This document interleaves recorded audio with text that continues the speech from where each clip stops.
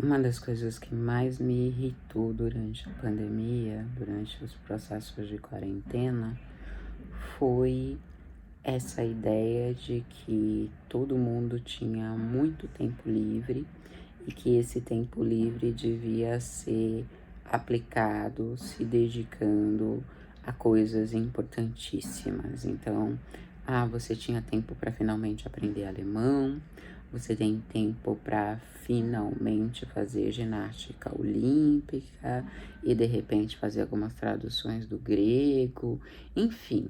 Você tá com tempo livre, você é uma pessoa, tá solta em casa, então você pode finalmente fazer aquelas coisas importantíssimas que você tem adiado no decorrer da sua vida. A minha pergunta era: que tempo livre? Estávamos em casa, angustiados, sem saber o que é exatamente esse vírus, como ele pode nos assolar, o que vai ser do dia de amanhã. Muitas pessoas estavam com incerteza em relação ao próprio trabalho.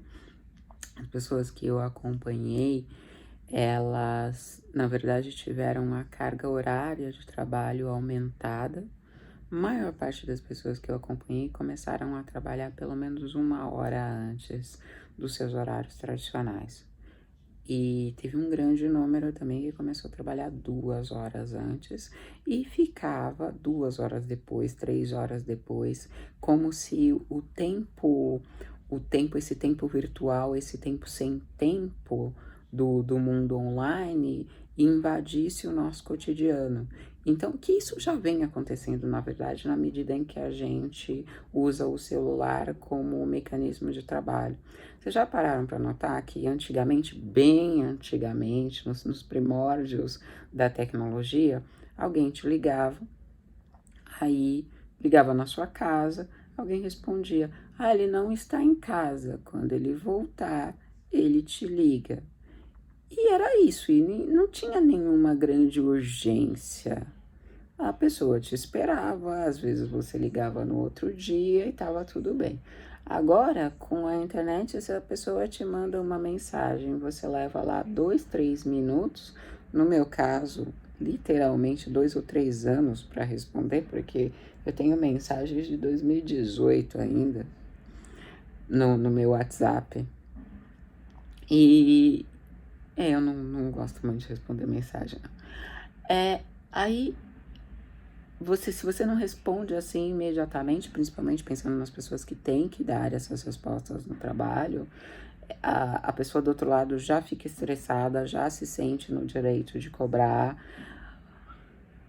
Então, essa questão do mundo online e do trabalho contínuo. Então, eu vi aqui em casa, tipo, a pessoa tá tomando café e tá respondendo a um chamado do trabalho. A pessoa vai ao banheiro com o celular na mão para continuar ouvindo as mensagens, para sair respondendo. Não teve uma coisa assim do tipo tempo livre. Eu não sei onde estava esse tempo livre que as pessoas estavam usando para fazer tantas coisas tão absolutamente produtivas. Eu odeio especialmente aquele quadrinho do Isaac Newton, um quadrinho assim que para mim apareceu no Instagram, que diz que o Isaac Newton descobriu a teoria da gravidade durante um processo de pandemia. E eu sempre via aquele quadro e pensava, que ótimo, ele devia ter alguém para cozinhar para ele devia ter alguém que cuidasse das roupas e dos sapatos dele, que mantivesse a casa dele organizada e provavelmente o laboratório dele organizado. Aí ele tem tempo para ficar descobrindo a teoria da gravidade. Eu tenho que lavar a louça e manter meu cabelo penteado, minimamente apresentável. Então eu não tive tempo de descobrir a teoria da gravidade durante a pandemia. Isso me frustra, gente. Eu gostaria de descobrir alguma coisa genial em algum momento da minha existência. Mas não foi agora. Na medida que o tempo passava, eu fui ficando feliz em simplesmente estar bem, estar saudável e estar conseguindo, eu acho que se não contribuir, pelo menos não atrapalhar a saúde e o bem-estar das pessoas que estavam em torno de mim. Então, eu entrei assim como todo mundo nessa ânsia de vou ser produtiva na pandemia, mas acabei me dando conta de que a produtividade que eu conseguia realizar era manter minha casa limpa e meu trabalho minimamente feito, minimamente organizado. E fiquei questionando a partir disso essa história de que as pessoas determinam fora da gente o que deve ter valor na nossa vida. Umas cobranças assim de que, olha, isso daqui é o importante. Isso que você faz não é importante. Aqui no Brasil a gente tem muita cultura de menosprezar o trabalho doméstico, muito fruto da escravidão, né? Então a gente considera que manter um banheiro limpo é uma atividade menos digna do que escrever um artigo. Só que o fato é que se o banheiro não estiver limpo, provavelmente você não vai ter saúde suficiente para escrever um artigo. E é essa a dinâmica com a qual a gente, ou pelo menos eu, tive que lidar durante a pandemia. Tem os trabalhos essenciais e eles são importantes, sim. Inclusive, os coloco no ponto dos fundamentais. Eles são os fundamentos a partir dos quais você podem erigir as outras coisas que também são importantes. E nesse processo de pandemia, eu pelo menos ocupei muito tempo organizando a minha casa. Aí você vai ao supermercado fazer compra, aí chega em casa, você precisa lavar as compras, guardá-las, fazer a própria comida e sobreviver sem ser um ônus para as pessoas em torno de você e às vezes cuidar de algumas pessoas.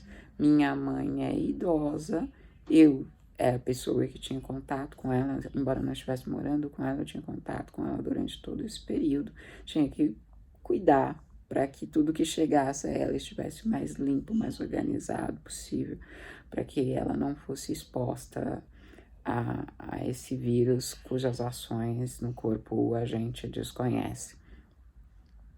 Então, assim, me irritou muito essa ideia de que eu tinha que finalmente fazer as coisas que durante toda a minha vida eu não tive tempo de fazer, porque agora eu tinha tempo livre.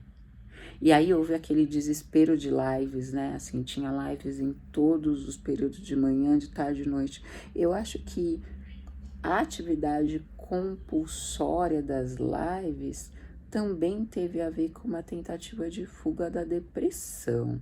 Acho que as pessoas procuraram se superocupar, principalmente pensando em profissionais prestadores de serviço que não teriam como receber os clientes. Isso deve ter dado um medo assim de não conseguir manter a própria dinâmica. Isso fez com que todo mundo visse nas lives uma forma de continuar a comunicação. Eu mesma fiz lives interessantíssimas com alguns amigos, eu vou tentar postá-las aqui em algum momento, mas o que eu tô pensando é nessa cobrança exacerbada de agora eu tenho que ser produtivo, agora eu tenho que me comunicar e a minha vida é válida na medida em que eu tenho likes ou visualizações nas redes sociais. Nós entramos numa cobrança que eu já conhecia de outros carnavais, mas que foi extremada considerando um tempo tão delicado como o que nós estamos vivendo ainda e estávamos vivendo no começo desse processo.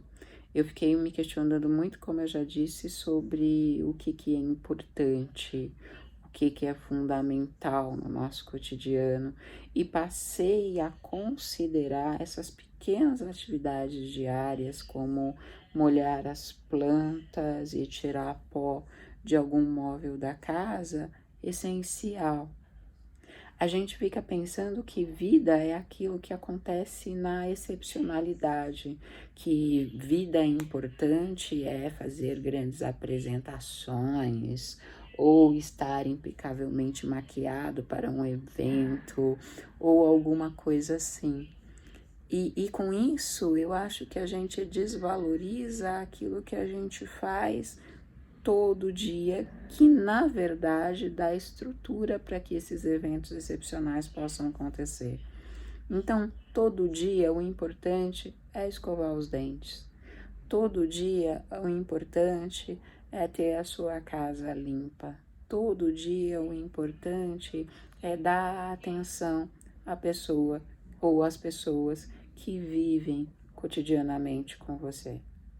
Se neste ínterim sobrar espaço e energia para fazer alguma coisa que seja reconhecida socialmente, que ótimo.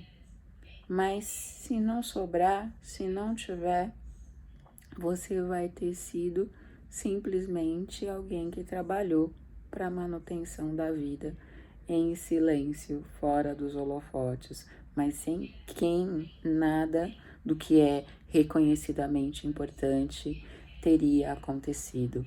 É a ideia de que a vida ela se dá nos gestos pequenos e nas simplicidades continuadas e não nos espetáculos. Embora os espetáculos sejam importantíssimos para a gente poder festejar a vida.